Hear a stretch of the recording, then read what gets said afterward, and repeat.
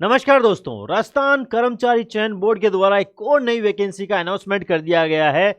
ये नई वैकेंसी है 679 यानी कि 679 पोस्ट के लिए कनिष्ठ अनुदेशक यानी कि जूनियर इंस्ट्रक्टर की पोस्ट निकाल दी गई हैं। आप लोग के लिए सबसे बड़ी खुशखबरी आ चुकी है। ये जो आप न्यूज़ देख रहे हो, जैसे आप लोग यहाँ पर देख रहे हो, 5/3/2024 की ही न्यूज़ है ना, यानी कि आज की ही ये नोटिफिकेशन है, जिसमें यहाँ पर मंत्रालय ने एक अनुदेश दिया है कि इस तरह की ये वैकेंसी आने वाली है। इसके बारे में पहले ही चर्चा होने लग गई थी, लेकिन ये वैकेंसी अब आ चुकी हैं। तो यहाँ पर अलग अलग पोस्ट रखी गई है। सबसे पहली पोस्ट रखी गई है कनिष्ठ अनुदेशक यानी कि कंप्यूटर प्रयोगशाला के लिए, है ना, लेबोरेटरी के लिए। यहाँ पर कनिष्ठ जो इंस्ट्रक्टर होगा उसके लिए गैर अनुसूचित क्षेत्र के लिए 164 पोस्ट, अनुसूचित क्षेत्र के लिए 38, टोटल मिला के 202 पोस्ट यहाँ पे रखी गई हैं। कनिष्ठ अनुदेशक रोजगार योग्यता कौशल के लिए यहाँ पर 146 पोस्ट, 12 अनुसूची के लिए, और कुल हो गई इसमें 158 पोस्ट।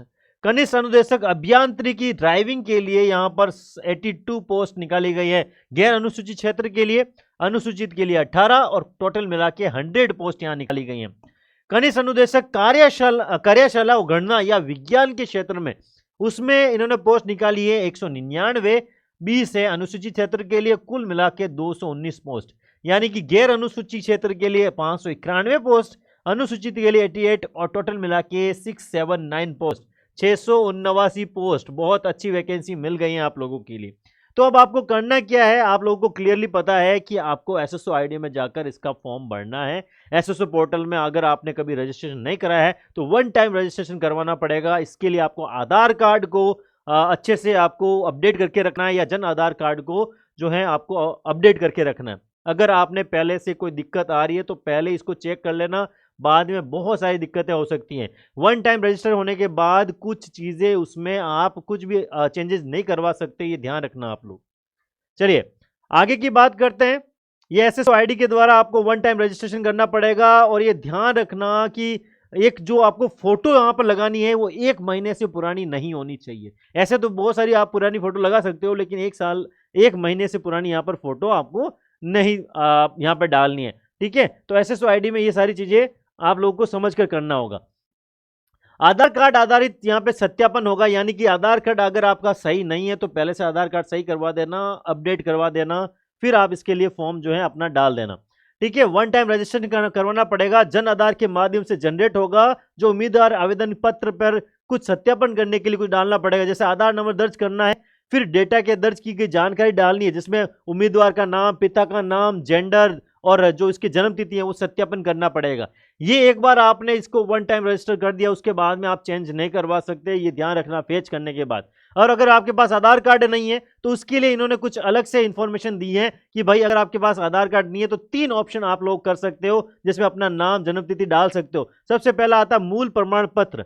मूल प्रमाण पत्र का जो ऊपर सीरियल नंबर आता है, रजिस्ट्रेशन नंबर आता है, उसको डाल दीजिए, फेच बटन पर क्लिक कीजिए और वहां पर अपना जो मूल प्रमाण पत्र है उसको वहां पर डाल दीजिए, डाटा को सत्यापित कर लिया जाएगा। अगर ऐसा भी नहीं है तो फिर डिजी लॉकर के अकॉर्डिंग आपको क्या करना है, 10वीं की मार्कशीट वहां पे अपलोड करनी है। अगर 10वीं की मार्कशीट आप अपलोड कर सकते हो तो बहुत बढ़िया, वहां पे खुद का रजिस्ट्रेशन क्या कहते हैं, अटेस्टेड होना चाहिए खुद का।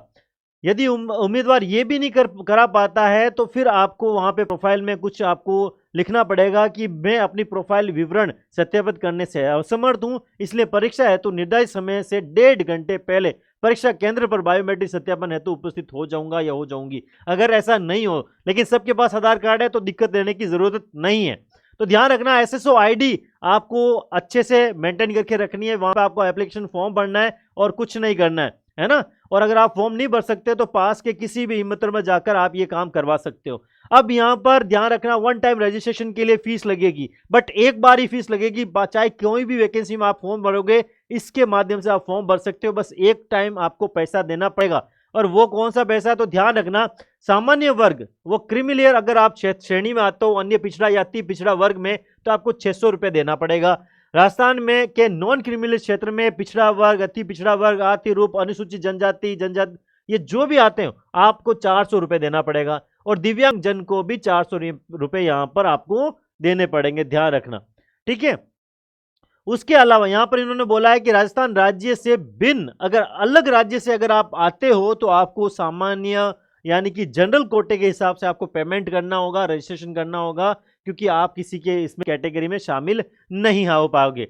एक बार पंजीयन करने के बाद आपको कभी पैसा नहीं देना है, फिर आप अपना फॉर्म भर सकते हो। अब देखिएगा यहाँ पे कुछ कैटेगरी वाइज चीजें दी गई, जैसे कनिष्ठ अनुदेशक नंबर फर्स्ट, इसकी बात करते हैं। अब इसमें क्या होगा, कंप्यूटर प्रयोगशाला के लिए आपको चाहिएगा, जिसमें इसका कोड नंबर, पद का कोड नंबर है 01।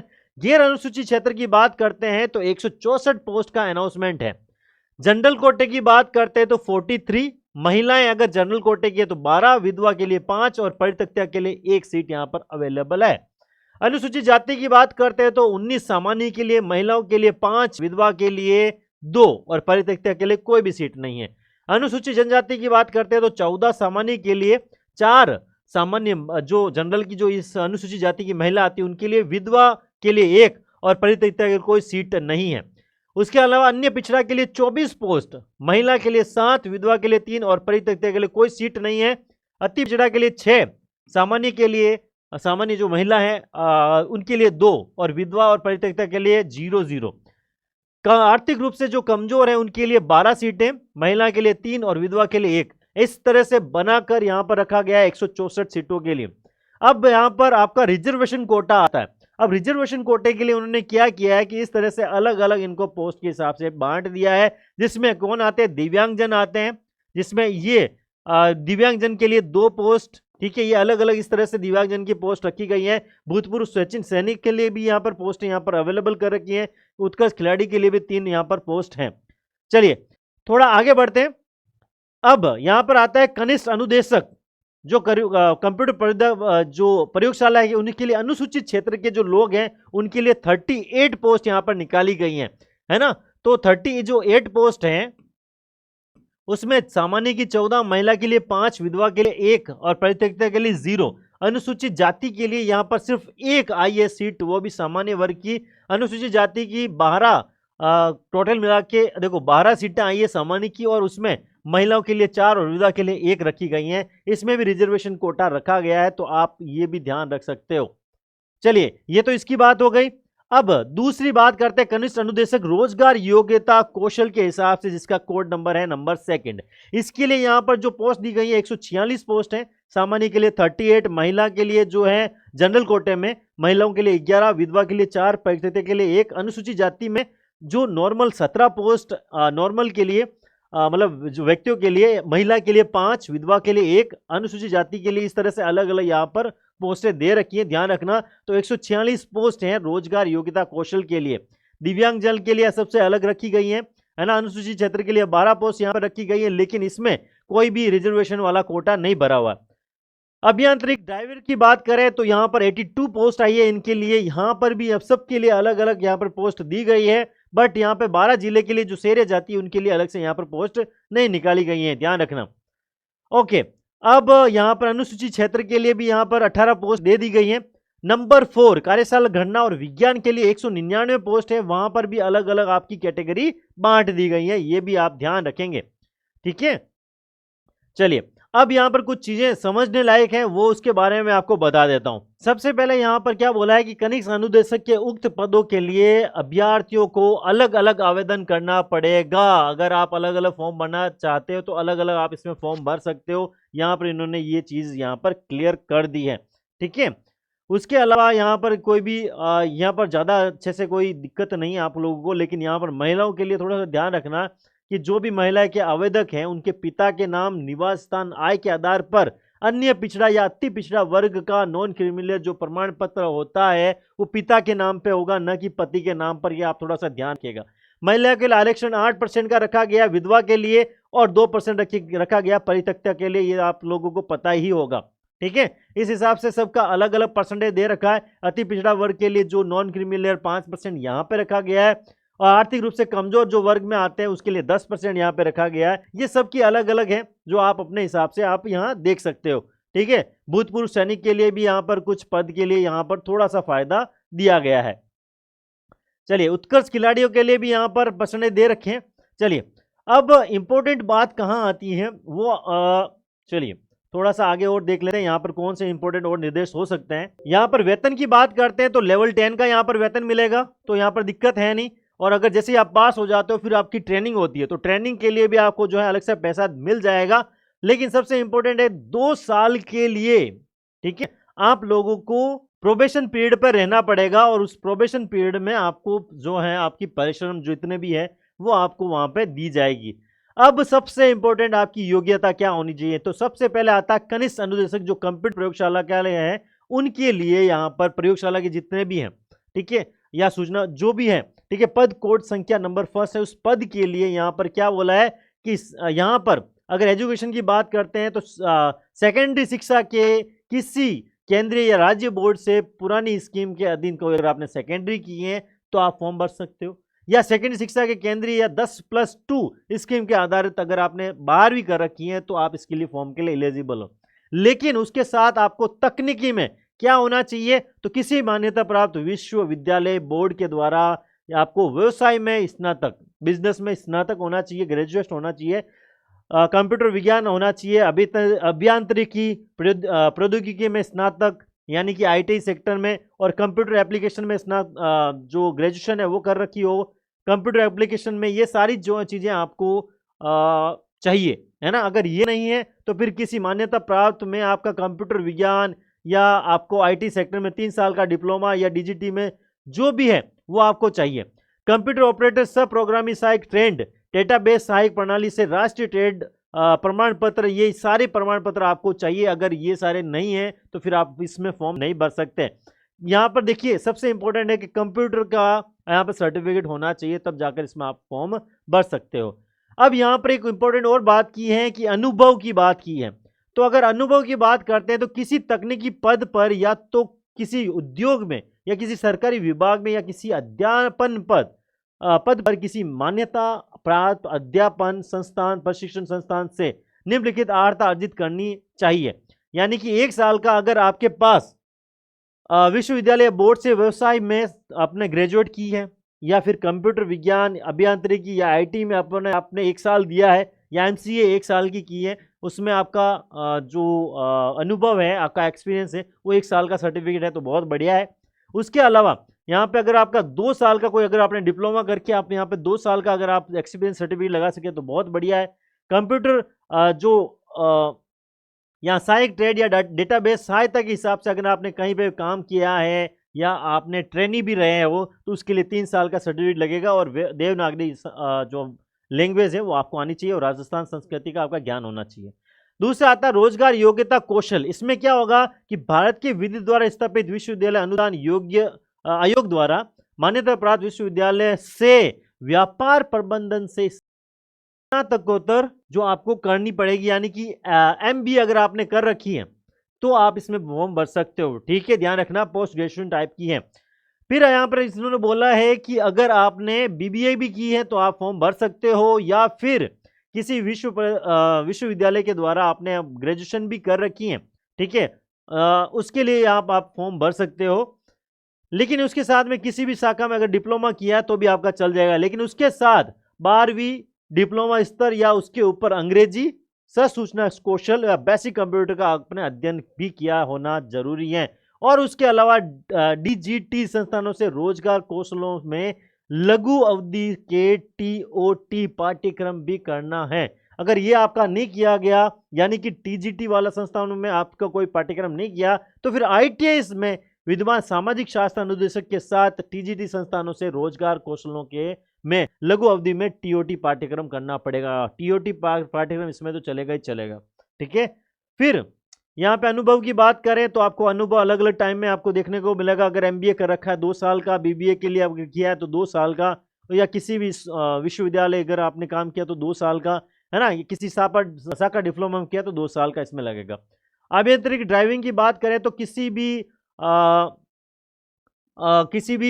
कॉलेज से आपने भौतिक शास्त्र रसायन शास्त्र गणित के साथ सेकेंडरी या उसके समतुल्य कर कोई परीक्षा दी है तो आप इसके लिए फॉर्म भर सकते हो, या आपने 12वीं की है किसी भी उसके हिसाब से अगर आपने किया है तो आप फॉर्म भर सकते हो। लेकिन इसके अलावा यहाँ पर अखिल भारतीय तकनीकी शिक्षा परिषद या विश्वविद्यालय अनुदान के द्वारा यहाँ पर किसी भी आपने बिजनेस में आपने अगर ग्रेजुएशन की है, उसके अलावा आईटीआई में आपने कुछ भी किया है, तो टोटल मिला के यहाँ पे सारे आईटीआई के क्षेत्र में ही यहाँ पर पोस्ट निकली है, ध्यान रखना। ठीक है, तो आप एक बार उनको अच्छे से पढ़ लेना, अनुभव भी यहाँ पर मांगते हैं, ध्यान रखिएगा, है ना। तो उसके अलावा कनिष्ठ अनुदेशिक कार्यशाला गणना या विज्ञान के तौर पर जो 4th नंबर है उसकी बात करते हैं, तो इसमें भी वही सेम है जो इसके पहले था, भौतिक शास्त्र, रसायन शास्त्र, गणित में आपका सेकेंडरी होना चाहिए या 12वीं इसके हिसाब से होनी चाहिए। उसके अलावा आपको आईटी सेक्टर का या तो आपके पास सर्टिफिकेट होना चाहिए या आपने जो भी है क्या कहते हैं व्यवसाय में अगर आपने ग्रेजुएशन किया है, ये सारी चीज़ें आपके पास होनी चाहिए। और अगर आपके पास अनुभव है तो बहुत बेहतरीन है, ध्यान रखना। पर यहाँ पे एक नोट दिया गया है, नोट क्या दिया गया है कि अगर सुसंगत ट्रेड शाखा में उच्चतर तकनीकी अर्हता रखने वाले व्यक्ति भी यहाँ पर पात्र होंगे। और उसके अलावा CITS के अधीन RPL स्कीम के अधीन जारी राष्ट्रीय शिल्प अनुदेशक प्रमाण पत्र 1 वर्ष के लिए नियमित CITS के समतुल्य भी माना जाएगा, यानी कि ये जो है आपका सर्टिफिकेट काम आ जाएगा। ठीक है, ये चीजें आप लोग ध्यान रखिएगा। ओके, अब यहां पर बात करते हैं आयु की, तो ध्यान रखना 21 साल आपको प्राप्त कर लेना है 1/1/2025 तक। अगर आप 1/1/2025 तक यहाँ 21 वर्ष की आयु हो चुकी है या 40 वर्ष से ज्यादा नहीं होना चाहिए, 21 से 40 के बीच में यहाँ पर रखी गई है आयु सीमा, ध्यान रखना। ठीक है, तो आप इस फॉर्म के लिए हकदार होंगे, ध्यान रखिएगा। ठीक है, उसके अलावा जितनी भी जो छूटें हैं वो तो आपको मिलेगी ही मिलेगी। जैसे अन्य पिछड़ा, अति पिछड़ा वर्ग से आप आते हो तो 5 साल की, सामान्य महिला वर्ग की है तो 5 साल की, अनुसूचित जाति जनजाति अन्य पिछड़ा के लिए जो महिला है उनके लिए 10 साल की यहाँ पे छूट है। उसके अलावा जो है अलग अलग यहाँ पर कैटेगरी बांटी गई है। अब हम लोगों को यहाँ पर बात करते हैं सबसे इंपॉर्टेंट पॉइंट की, तो ध्यान रखना पंजीयन शुल्क आपको ऑनलाइन ही जमा कराना पड़ेगा। उसके लिए यहाँ पे डेट दी गई है, ध्यान रखना 7/3/2024 से 5/4/2024 तक यहाँ पे फॉर्म आपका सबमिट कर देना है। उसके अलावा आपको पेमेंट भी जमा करवा देनी है, बहुत इंपॉर्टेंट है। यानी कि आपका जो ऑनलाइन फॉर्म है 7/3 से स्टार्ट होगा, 5/4 यानी कि 5 अप्रैल तो आपको फॉर्म भरना है, टाइम पे इसका फॉर्म भर दीजिएगा। ठीक है, उसके अलावा प्रवेश पत्र भी आपको SSO ID मिल जाएगा, तो दिक्कत लेने की जरूरत नहीं है। परीक्षा आयोजन, अब यहां पर ध्यान रखना ऑफलाइन मोड होगा, OMR सीट के आधार पर यहां पर एग्जाम करवाया जाएगा। ध्यान रखना आप लोगों को पेन पेपर मोड करना ही पड़ेगा यहां पर, तो ऑफलाइन यहां पर एग्जाम होगा इसका। ठीक है, तो ये चीजें ध्यान रखना। फिर आपको आवेदन करना है, उसके लिए यहाँ पर पूरी इंफॉर्मेशन दे रखी है। ठीक है, आपको फोटोज वगैरह सब कुछ अच्छे से चेक करके यहाँ पर आपको फॉर्म अप्लाई करना पड़ेगा। चलिए, और अब बात करते हैं इसके सिलेबस की। अब उस सिलेबस के बारे में ही जानकारी ले लेते हैं, क्या क्या रहेगा इस सिलेबस में। चलिए, सबसे पहला यहाँ पर बात करते हैं कनिष्ठ अनुदेशक जो कंप्यूटर प्रयोगशाला की बात करते हैं, तो उनके लिए जो पहला जो पेपर होगा ना, उसमें पहला भाग होगा सामान्य ज्ञान, जैसे राजस्थान का इतिहास, कला संस्कृति, परंपराएं, विरासत, राजस्थान का भूगोल, राजस्थान की राजनीति और प्रशासनिक व्यवस्था, ये सारे होगी 40 नंबर की। उसके अलावा भाग बी में कंप्यूटर लैब, जिसमें IT के जो क्वेश्चन आएंगे वो 80 आएंगे, तो टोटल मिला के 120 क्वेश्चन होंगे। 2 घंटे के लिए यहाँ पर ये पेपर दिया जाएगा। ये जो आप लोगों के ध्यान रखना, ये जो पेपर होगा ये प्रश्न पत्र में ये देखो ऑप्शन टाइप के होंगे। ठीक है, ऑप्शन में आपको यहाँ पे राइट करने होंगे, रॉन्ग करने होंगे, सबके जो है एक जैसे ही रखे गए। अब यहाँ पर 40% यहाँ पे मिनिमम मार्क रखा गया है, 40% मार्क तो आपको लाना ही पड़ेगा, ये आपको क्लियर करना पड़ेगा, नहीं तो आप बाहर हो जाएंगे। गलत उत्तर के लिए यहां पर ध्यान रखना कि 1/3 अंक काट लिया जाएगा, नेगेटिव मार्किंग भी है। पाठ्यक्रम की बात करें तो सामान्य ज्ञान में आप लोगों को पता ही है क्या क्या आने वाला है, तो ये वाला जो है आपको PDF है, डिस्क्रिप्शन में जो एक टेलीग्राम का लिंक दिया गया है वहां पे ये PDF मिल जाएगी, आप आराम से चेक कर सकते हो। कंप्यूटर लैब जो IT सेक्टर के हैं वहां पे भी ये क्वेश्चन आएंगे, ध्यान रखिएगा इन चीजों को। फिर रोजगार योग्यता की बात करते हैं तो सेम टू सेम वही रखा गया है। सामान्य ज्ञान तो है ये 40 नंबर का, लेकिन एम्प्लॉयबिलिटी स्किल है वो भी 80 नंबर की। टोटल मिला के 120 क्वेश्चन, 2 घंटे का यहाँ पे टाइम दिया गया है। यहाँ पर भी सेम क्राइटेरिया रहेगा, वही पाठ्यक्रम है। ठीक है, और उसके अलावा यहाँ पर ध्यान रखिएगा एम्प्लॉयबिलिटी स्किल्स हैं, वहां पे आपके बहुत सारे यहाँ पॉइंट दिए गए हैं, तो ये आप टॉपिक को आपको क्लियर करना ही पड़ेगा, इनको आप अच्छे से पढ़ना पड़ेगा। फिर अभियांत्रिकी ड्राइविंग की बात करें तो ध्यान रखना सामान्य ज्ञान के 40 और इंजीनियरिंग ड्राइंग के लिए, ठीक है, तो ड्राइंग के लिए यहाँ पर ध्यान रखना 80 क्वेश्चन, तो यहाँ पर टोटल मिला के 120 क्वेश्चन होंगे, तो टोटल यहाँ पे 2 घंटे का टाइम दिया जाएगा। वही सेम क्राइटेरिया है, राजस्थान का वही है, लेकिन यहाँ पे जो ड्राइंग है उसके ऊपर ध्यान रखना। यहाँ पर ड्राइंग के लिए आपको सारी चीज़ें ध्यान में रखना पड़ेगा कि क्या क्या जो जो भी टूल्स वगैरह इसमें आते हैं वो आपको याद रखने पड़ेंगे, जो भी हैं उसके क्वेश्चंस यहाँ पर आपको देखने को मिल जाएंगे। कार्यशाला गणना और विज्ञान की बात करें तो सामान्य ज्ञान का 40, वर्कशॉप कैलकुलेशन एंड साइंस के लिए 80 क्वेश्चन, 120 अंक और 2 घंटे, वही 40% लाने पड़ेंगे। 1.3 जो 1/3 है जो काट लिया जाएगा, 1/3 पार्ट यहाँ पे आपके नंबर काट लिए जाएंगे। पाठ्यक्रम वही सेम है, ठीक है, बट सेकंड जो है वर्कशॉप कैलकुलेशन एंड साइंस, उसमें थोड़ा सा आपको ध्यान रखना है, जो आपका सब्जेक्ट स्पेसिफिक पार्ट है। अब यहाँ पर सबसे इंपॉर्टेंट यहाँ भाग आता है कि आप लोगों को 5 विकल्प दिए जाएंगे, यानी कि या आपको 5 ऑप्शन दिए जाएंगे। 4 तो उसके क्वेश्चन के अकॉर्डिंग ऑप्शन तो होंगे ही, 5 आपको अलग से एक ऑप्शन दिया जाएगा। उसमें आपको करना क्या है, अगर आपको चारों में से कोई भी ऑप्शन आपको याद ही नहीं है, नहीं आता है, तो 5वें पे आपको गोला करना ही पड़ेगा। अगर आप यहाँ पर गोला नहीं करते हो तो भी आपको यहाँ पर नेगेटिव मार्किंग देखने को मिलेगी, 1/3 यहाँ पर नेगेटिव मार्किंग देखने को मिलेगी। यानी कि एबीसीडी में जो ई नंबर का है, अगर आपको क्वेश्चन नहीं आता तो 5वें नंबर पे आपको गोला बढ़ना ही पड़ेगा, नहीं तो आपको ज्यादा नुकसान देखने को मिलेगा। ये इस बार का कुछ नया तरीका का यहाँ पर दिखा रहे हैं, ध्यान रखना। जिस अभ्यर्थी के द्वारा 10% से अधिक प्रश्नों को किन्हीं 5 गोलों में गहरा नहीं बढ़ने पर उसको अयोग्य घोषित कर दिया जाएगा, ध्यान रखना, ये सबसे इंपॉर्टेंट है। यानी कि 10% अगर आपने क्वेश्चन पे गोला ही नहीं मारा, 5वें पे अगर आपने यहाँ पर खाली छोड़ दिया, तो आप अयोग्य साबित होंगे, है ना। जो आता है उसके ऊपर गोला कर सकते हो, लेकिन अगर नहीं आता है तो 5वें नंबर पे गोला करना ही पड़ेगा।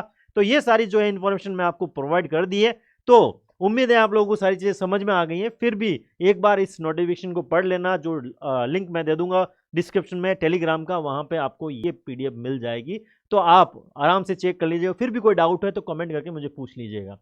ऐसी इंफॉर्मेटिव वीडियो देखने के लिए हमारे साथ बने रहिएगा और चैनल को सब्सक्राइब कर देना, ताकि ऐसी जो सारी इंफॉर्मेशन है आप तक मैं इसी तरह से पहुंचाता रहूंगा। तो मिलते हैं अगले ही ऐसे ही नई वैकेंसी के साथ या नए कुछ इंफॉर्मेशन के साथ। तब तक थैंक यू वेरी मच।